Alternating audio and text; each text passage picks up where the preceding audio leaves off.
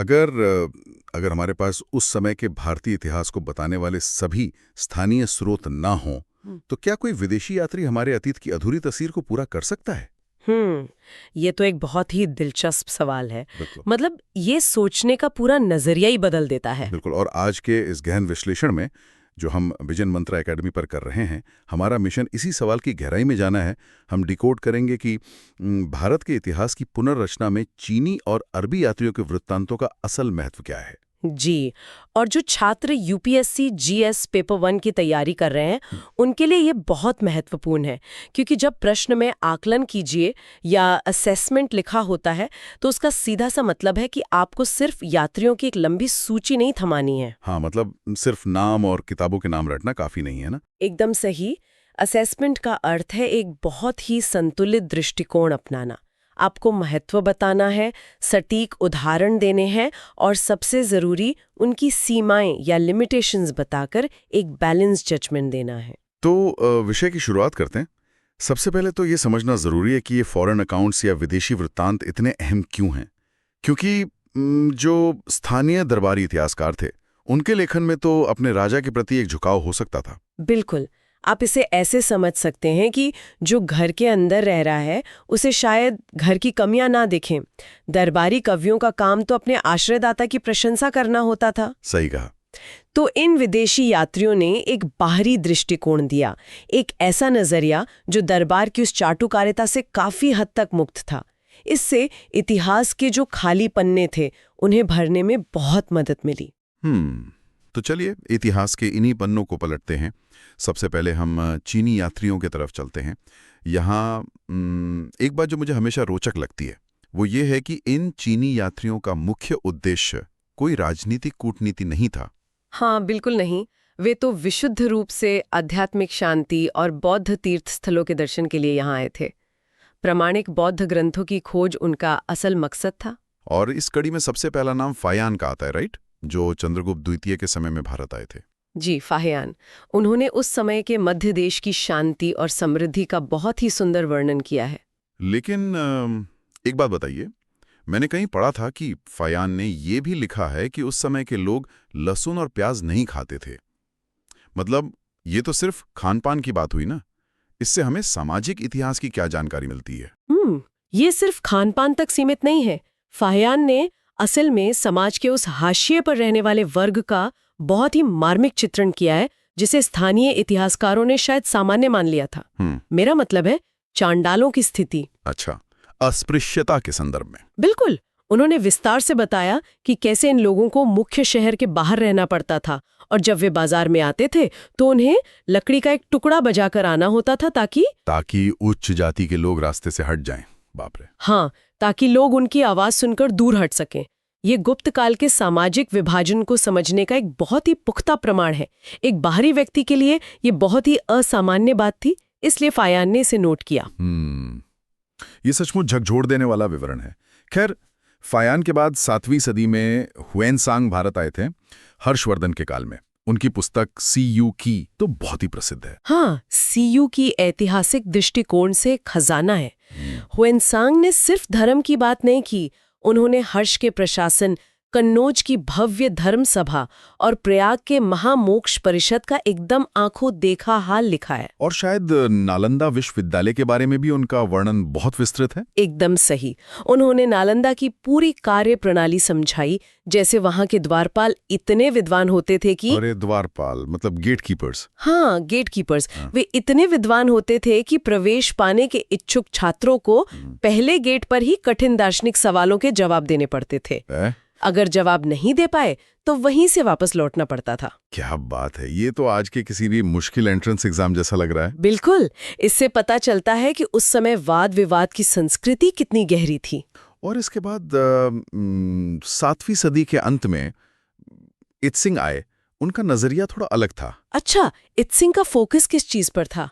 उन्होंने बौद्ध भिक्षुओं की दिनचर्या और मठवासी नियमों यानी मोनेस्टिक रूल्स पर ज्यादा बात की, और सबसे महत्वपूर्ण, उन्होंने भारत और चीन के बीच समुद्री व्यापारिक संपर्क पर भी प्रकाश डाला। Maritime links. तो अगर हमें इसे यूपीएससी आंसर राइटिंग के हिसाब से देखना हो, तो इन चीनी यात्रियों को उत्तर में कैसे पिरोएं? इसका एक बहुत ही सीधा फॉर्मूला है। जब भी आप उत्तर लिखें तो इस क्रम का पालन करें।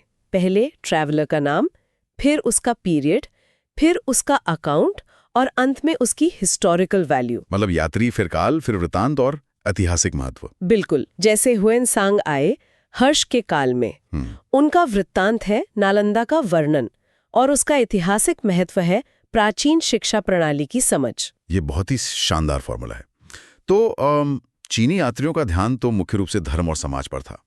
अब अगर हम अरबी यात्रियों की तरफ बढ़ें, परिदृश्य तो बिल्कुल ही बदल जाता है ना? हाँ, एकदम बदल जाता है, क्योंकि अरेबी यात्री मुख्य रूप से भूगोलवेत्ता थे, व्यापारी थे या विज्ञान में रुचि रखने वाले विद्वान थे। तो अगर हम अल बरूनी की बात करें, जो गजनबी के साथ 11वीं सदी में आए थे और 14वीं सदी में इब्न बतूता आए थे, इन दोनों के वृत्तांतों में मुख्य अंतर क्या है? बहुत बड़ा अंतर है। अल बरूनी की किताब किताबुल हिंद एक तरह का विश्वकोश है। वे एक वैज्ञानिक थे। उन्होंने संस्कृत सीखी ताकि वे भारतीय गणित, दर्शन और खगोल विज्ञान को पढ़ सकें। मतलब एक हमलावर सेना के साथ आकर वे यहाँ के विज्ञान में इतनी गहरी रुचि ले रहे थे। हाँ, और सिर्फ तारीफ नहीं की, उन्होंने तत्कालीन हिंदू समाज की जाति व्यवस्था और विशेष रूप से ब्राह्मणों की कूपमंडुकता की बहुत तीखी आलोचना भी की। कूपमंडुकता मतलब कुएं का मेंढक होना, इंसुलैरिटी। बिल्कुल। अल बरूनी ने लिखा कि यहाँ के विद्वान ये मानते हैं कि उनके देश जैसा कोई देश नहीं, उनके विज्ञान जैसा कोई विज्ञान नहीं। ये अति आत्मविश्वास और बाहरी ज्ञान को स्वीकार न करने की जो प्रवृत्ति थी, उसे उन्होंने बहुत क्रिटिकल नजरिए से देखा। ये तो बहुत ही गहरा विश्लेषण है। और इब्न बतूता, उनका नजरिया कैसा था? इब्न बतूता का नजरिया प्रशासन और रोजमर्रा की जिंदगी के ज्यादा करीब था। वे मोहम्मद बिन तुगलक के समय आए थे। उनकी पुस्तक रेहला में दिल्ली के बाजार, कृषि और खासकर डाक व्यवस्था का वर्णन बहुत कमाल का है। अच्छा, पोस्टल सिस्टम। उस समय बिना आधुनिक तकनीक के डाक व्यवस्था कैसे काम करती थी? इब्न बतूता ने लिखा है कि पैदल डाक व्यवस्था घोड़ों वाली डाक से भी तेज थी।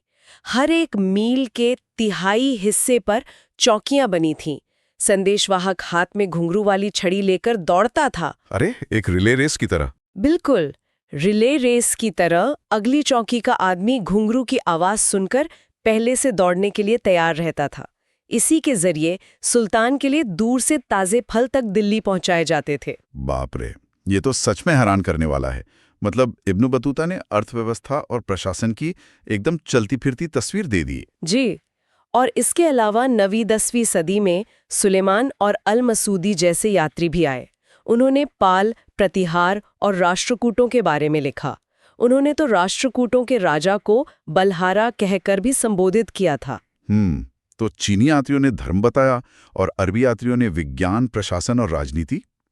लेकिन मुझे यहाँ एक बहुत बड़ी समस्या दिख रही है। कैसी समस्या? मतलब, क्या हम इनकी हर बात पर आंख मूंद कर भरोसा कर सकते हैं? हुएनसांग ने तो हर चीज को शायद बौद्ध नजरिए से देखा होगा। इब्न बतूता का अपना एक इस्लामी नजरिया रहा होगा। तो क्या वे पूरी तरह निष्पक्ष थे? तो इन वृत्तांतों की 3 प्रमुख सीमाएं हैं। अच्छा, वो कौन सी है? पहली है भाषाई बाधाएं, यानी लैंग्वेज बैरियर। अल बरूनी को छोड़ दें तो अधिकतर यात्रियों को स्थानीय भाषाओं का ज्ञान नहीं था, तो उन्होंने कई बार स्थानीय परंपराओं का गलत अर्थ निकाल लिया। समझ में आता है, बिना भाषा के तो अर्थ का अनर्थ हो ही जाएगा। हाँ, दूसरी सीमा है धार्मिक या सांस्कृतिक पूर्वाग्रह, यानी बायस। चीनी यात्रियों ने भारत को बौद्ध चश्मे से देखा। कई शासकों को अति बौद्ध समर्थक बता दिया, जो शायद सिर्फ सहिष्णु थे, और अरबी यात्रियों पर उनका अपना इस्लामी नजरिया हावी था। और तीसरी सीमा क्या है? तीसरी है हियरसे, यानी सुनी सुनाई बातें। इब्न बतूता जैसे यात्रियों ने कई बार बाजार की अफवाहों को भी सच मानकर अपनी किताबों में लिख दिया। तो फिर समाधान क्या है? मतलब, इन पर पूरी तरह भरोसा भी नहीं कर सकते और इन्हें नजरअंदाज भी नहीं कर सकते। समाधान है क्रॉस वेरिफिकेशन। एक अच्छे इतिहासकार को हमेशा इन विदेशी विवरणों को स्वदेशी साहित्यिक स्रोतों, अभिलेखों और पुरातात्विक साक्ष्यों के साथ रखकर जांचना चाहिए। मतलब एक जासूस की तरह अलग अलग गवाहों के बयानों का मिलान करना। बिल्कुल सही। और इसीलिए यूपीएससी के विद्यार्थियों को अपने आंसर का स्ट्रक्चर बहुत स्पष्ट रखना चाहिए। तो अगर हम एक बेहतरीन उत्तर का ढांचा बनाएं तो वो कैसा होना चाहिए? देखिए, सबसे पहले इंट्रोडक्शन दें, हम्म। फिर चाइनीज ट्रैवलर्स जैसे फाइयान, हेनसांग और इत्सिंग का जिक्र हो। उसके बाद अरब ट्रैवलर्स जैसे अल बरूनी, इब्न बतूता और अन्य। और उसके बाद लिमिटेशंस। जी, लिमिटेशंस बताकर एक बैलेंस्ड असेसमेंट दें और अंत में कंक्लूजन। सफलता का सूत्र यही है कि source, evidence, historical value, limitation और जजमेंट, इस क्रम में उत्तर लिखें। ये बहुत ही स्पष्ट है। चलिए, श्रोताओं के लिए एक रैपिड रिवीजन कर लेते हैं।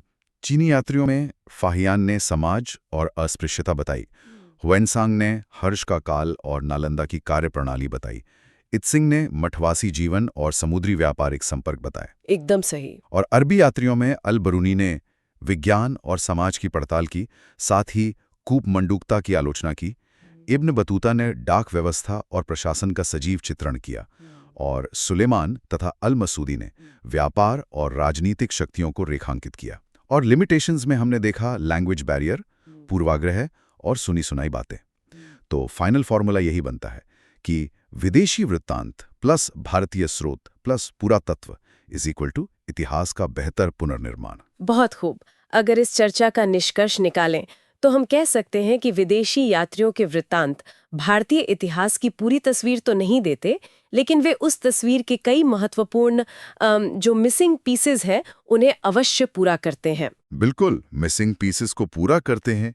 ये बात इस विषय को बहुत ही खूबसूरती से समेट देती है। लेकिन जाते जाते एक विचार मैं आप सभी के लिए छोड़ना चाहता हूँ। जी बताइए। जरा सोचिए, अगर आज के दौर में कोई विदेशी यात्री हमारे समाज और हमारी रोजमर्रा की जिंदगी के बारे में अपनी डायरी में कुछ लिखे, तो 100 या 200 साल बाद के इतिहासकार उस वृत्तांत में कौन से पूर्वाग्रह खोजेंगे? क्या वो भविष्य का यात्री हमारी आज की पूरी हकीकत देख पाएगा? ये तो बहुत ही गहरा सवाल है, सोचने पर मजबूर कर देता है ना? चलिए, इसी विचार के साथ आज के इस गहन विश्लेषण को यहीं समाप्त करते हैं। विजन मंत्रा अकेडमी पर हमारे साथ जुड़ने के लिए बहुत बहुत धन्यवाद। जी, धन्यवाद। और हाँ, अगर आपको ये चर्चा पसंद आई हो तो लाइक, सब्सक्राइब और कमेंट करना ना भूलें। हमें कमेंट सेक्शन में जरूर बताएं कि किस विदेशी यात्री का वृत्तांत आपको सबसे ज्यादा रोचक लगा। पढ़ते रहिए और गहराई से सीखते रहिए।